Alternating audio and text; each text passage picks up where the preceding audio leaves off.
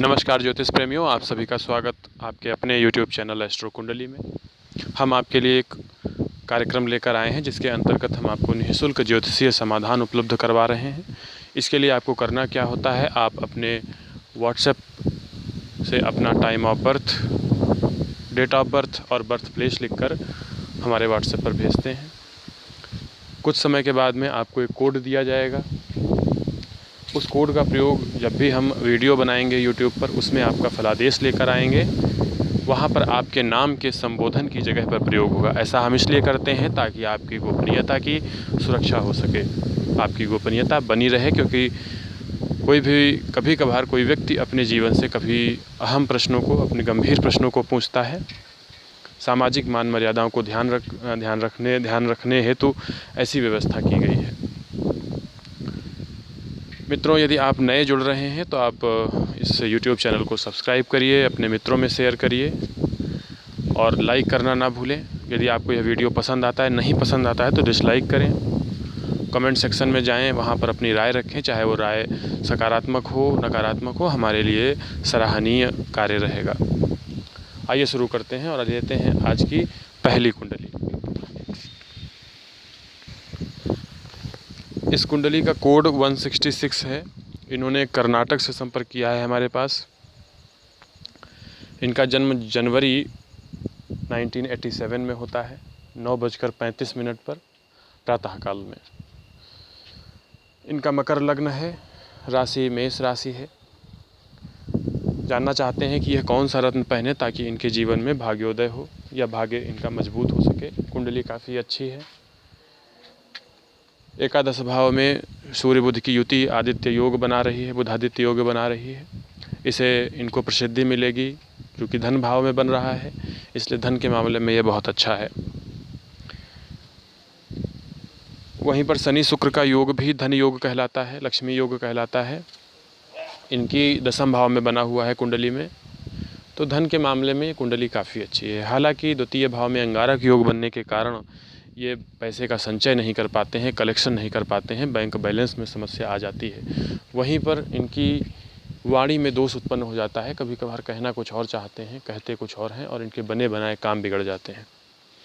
दूसरा ये है कि इनकी दाहिनी आँख में भी प्रॉब्लम आ सकती है। हालांकि इन्होंने प्रश्न केवल किया है कि ये कौन सा रत्न पहने, तो हम इन्हें बताना चाहेंगे। आपके सूर्य एकादश भाव में बैठे हुए हैं बृहस्पति की राशि में। आप माणिक्य धारण करें, अनामिका उंगली में रविवार के दिन। नहीं धारण कर सकते हैं तो तांबे की अंगूठी पहने, आपके लिए बेहतरीन उपाय है, मजबूत कर देगा आपकी कुंडली को। आइए लेते हैं अगली कुंडली। इनकी कुंडली का कोड है 162। इन्होंने हिंडौन सिटी राजस्थान से संपर्क किया है। इनका जन्म होता है नवंबर 1994 को और जन्म समय इन्होंने दिया है सुबह का 6:10। इनका प्रश्न है, इन्होंने अपने शादी से संबंधित चीज़ों को जानने की कोशिश की है। इनका प्रश्न प्रेम विवाह से भी संबंधित है। लग्न में 4 ग्रह एक साथ बैठे हुए हैं। शुक्र स्वग्रही हैं, अच्छी अवस्था में हैं, उच्च की अवस्था में हैं। वहीं पर गुरु अस्त हैं, शुक्र अस्त हैं। शुक्र स्वग्रही होते हुए भी अस्त हैं, तो इन्हें प्रभाव बहुत कम मिलेगा इस चीज़ का। और दशम भाव में मंगल नीच राशि में उपस्थित हैं और चंद्रमा वृश्चिक राशि में नीच राशि में उपस्थित है। पिता का पक्ष एकदम शून्य है।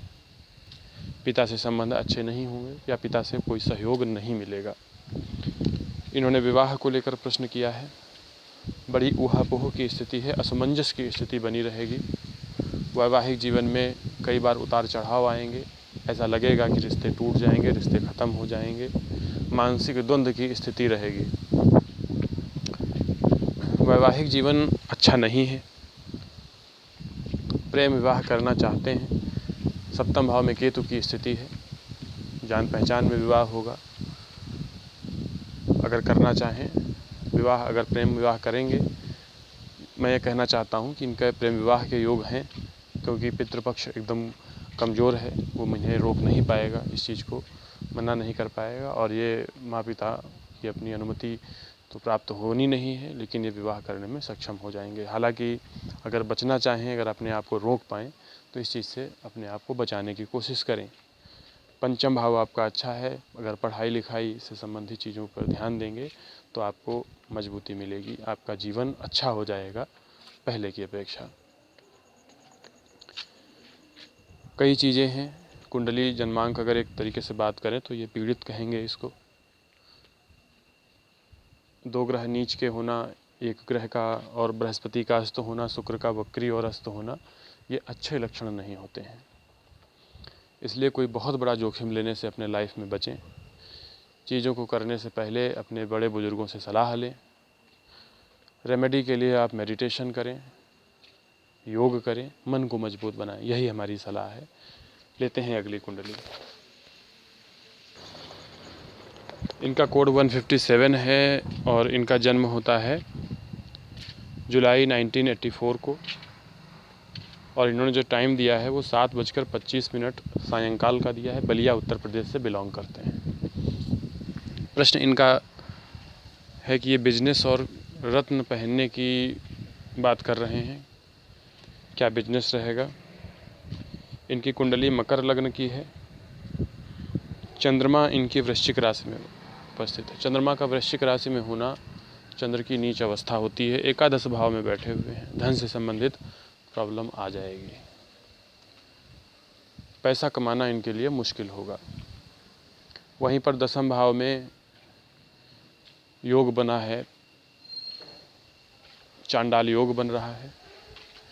यह भी पितृपक्ष के लिए इनके अच्छा नहीं है। पिता से सहयोग कम हो जाता है ऐसी स्थिति में। अष्टमें सप्तम भाव में बैठे हुए हैं तो स्त्री से भी थोड़ा अनबन बनी रह सकती है। विद्या का स्थिति अच्छी है, पढ़ने लिखने की स्थिति इनकी अच्छी है। हालांकि 1984 के हैं तो अब पढ़ाई लिखाई का तो बहुत अहम रोल इनकी ज़िंदगी में अब नहीं रह गया होगा। बुध में राहु की अंतर्दशा है और ये कारोबार के बारे में जानना चाहते हैं कि क्या होगा। मित्र, हम आपको बताना चाहते हैं कि यदि आप विदेश जाएंगे, विदेश जाकर अपना कार्य करेंगे तो वहाँ आपको सफलता मिल सकती है। यदि आप ऐसा सोच रहे हैं तो विदेश जाने की कोशिश करें। हालांकि अभी तो संभव नहीं है, लेकिन बाद में ऐसा देख सकते हैं। चांडाल योग बना हुआ है तो ज़्यादा से ज़्यादा पूजन अर्चन करें महादेव का, और बृहस्पति के मंत्रों का जाप करें, शिव अभिषेक करें। बृहस्पति के मंत्र का 108 बार जप करेंगे तो आपको स्थिति आपको अनुकूल दिखेगी। वहीं पर रत्न पहनने की अगर बात करते हैं तो हम आपको सलाह देंगे कि आप तांबे का कड़ा धारण करें,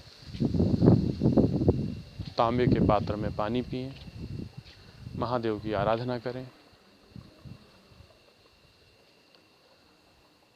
यही आपके लिए हमारी तरफ से रेमेडी है। धन आप बचा ले जाएंगे। यदि आप कमाएंगे तो आप उसको बैंक बैलेंस बना लेंगे। धन को कमाने में कोई कमी नहीं आएगी। आपकी बातें बहुत योग्यता से भरी होती हैं, दूसरों को आप अपने पक्ष में ले लेते हैं। ये हमने आपके बारे में बताया। आने वाला समय आपके लिए 2021 तक तो ऐसा ही रहने वाला है। इसके उपरांत कुछ बदलाव आप देखेंगे अपने जीवन में। शत्रु पक्ष से भी आप लाभ उठा सकते हैं। यदि आप मिलकर चलेंगे तो आप लाभ उठाएंगे, और शत्रु पक्ष आपको कभी हरा नहीं पाएगा किसी भी क्षेत्र में। तो ये थी आज की कुंडली। बाकी बची हुई शेष कुंडलियों को हम किसी अन्य वीडियो में अगले दिन लेकर आते हैं।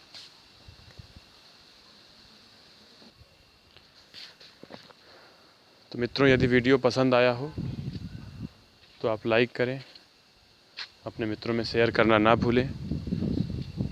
जिन लोगों के बारे में मैंने यहाँ बताया है उन लोगों का दायित्व है कि वो अपना फीडबैक यहाँ पर रखें, कमेंट सेक्शन में दें, ताकि पता चले कि जो हमने बताया वो उनकी कुंडली से कितना मैच करता है।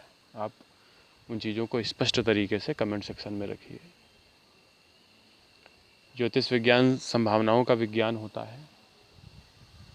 बहुत सारी पॉसिबिलिटी होती हैं, तो कभी निराश नहीं होना चाहिए किसी एक चीज़ को कहने या सुनने से। कुंडली बहुत बड़ी होती है, 12 राशियाँ, 27 नक्षत्र के 4 चरण, ढेर सारे कॉम्बिनेशन बनते हैं। पता नहीं परम पिता परमात्मा की किस दिन आपके ऊपर कृपा हो जाए और एक छोटा सा बना हुआ कुंडली में योग आपके जीवन को भर दे। इसलिए सदैव सत्कर्मी बने रहें, पेड़ पौधे पशु पक्षी इनकी रक्षा करते रहें, मानवीयता की रक्षा करते रहें, यही आपका परम कर्तव्य है। इसी के साथ आपसे विदा लेते हैं। धन्यवाद।